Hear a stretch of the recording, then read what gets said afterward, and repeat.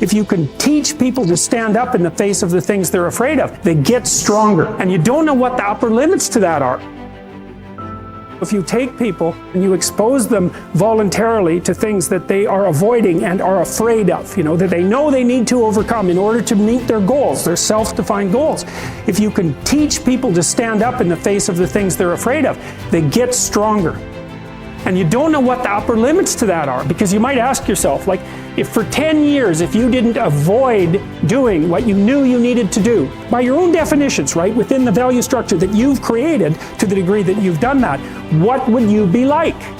Well, there are remarkable people who come into the world from time to time, and there are people who do find out over decades-long periods what they could be like if they were who they were, if they spoke their being forward. And they get stronger and stronger and stronger, and we don't know the limits to that. We do not know the limits to that. And so you could say, well, in part, perhaps the reason that you're suffering unbearably can be left at your feet, because you're not everything you could be, and you know it. And of course, that's a terrible thing to admit, and it's a terrible thing to consider, but there's real promise in it, right? Because it means that perhaps there's another way that you could look at the world and another way that you could act in the world. So what it would reflect back to you would be much better than what it reflects back to you now. My experience is with people that we're probably running at about 51% of our capacity. You can think about this yourselves. I often ask undergraduates how many hours a day you waste or how many hours a week you waste. And the classic answer is something like 4 to 6 hours a day. Inefficient studying, watching things on YouTube that not only do you not want to watch, that you don't even care about, that make you feel horrible about watching after you're done. That's probably 4 hours right there.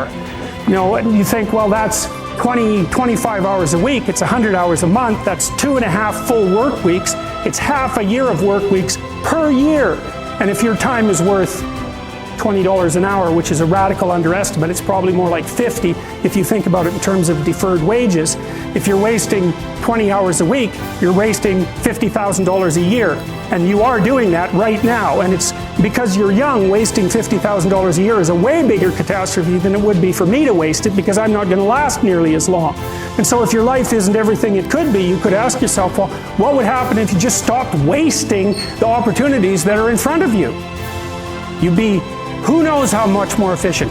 10 times more efficient, 20 times more efficient. That's the Pareto distribution.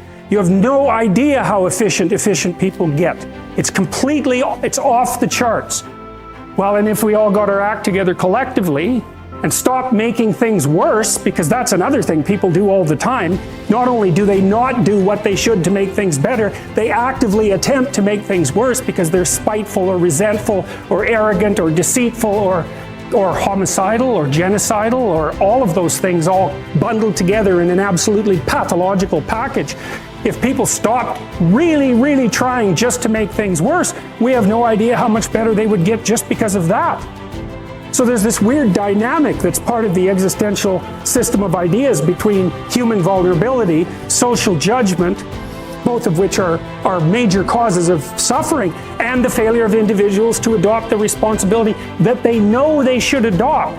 And that's the thing that's interesting too, is that, and like another thing I've often asked my undergraduate classes is, there's this idea that people have a conscience.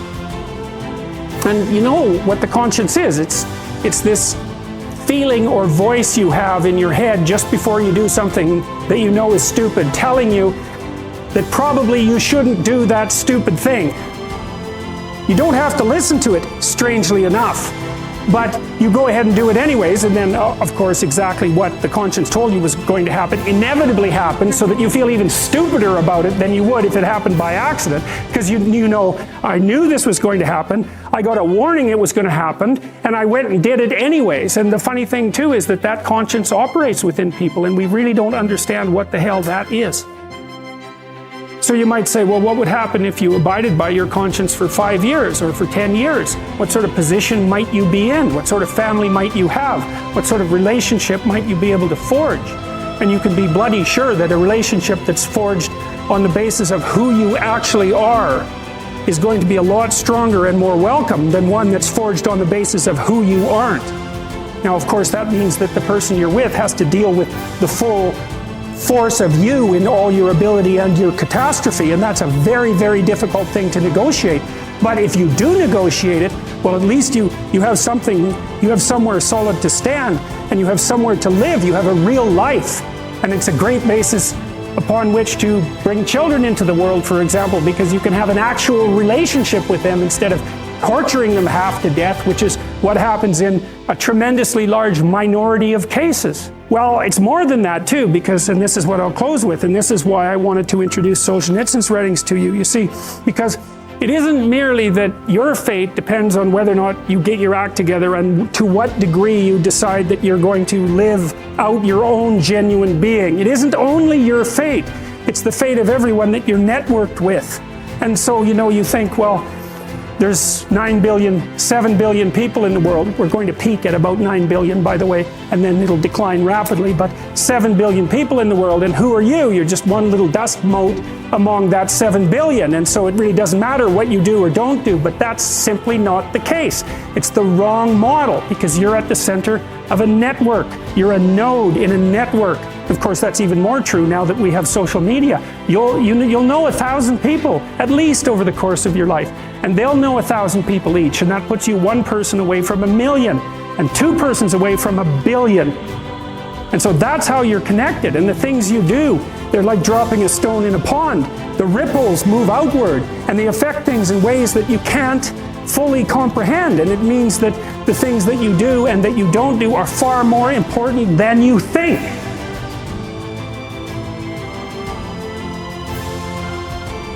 Well, of course, the terror of realizing that is that it actually starts to matter what you do, and you might say, well, that's better than living a meaningless existence. It's better for it to matter.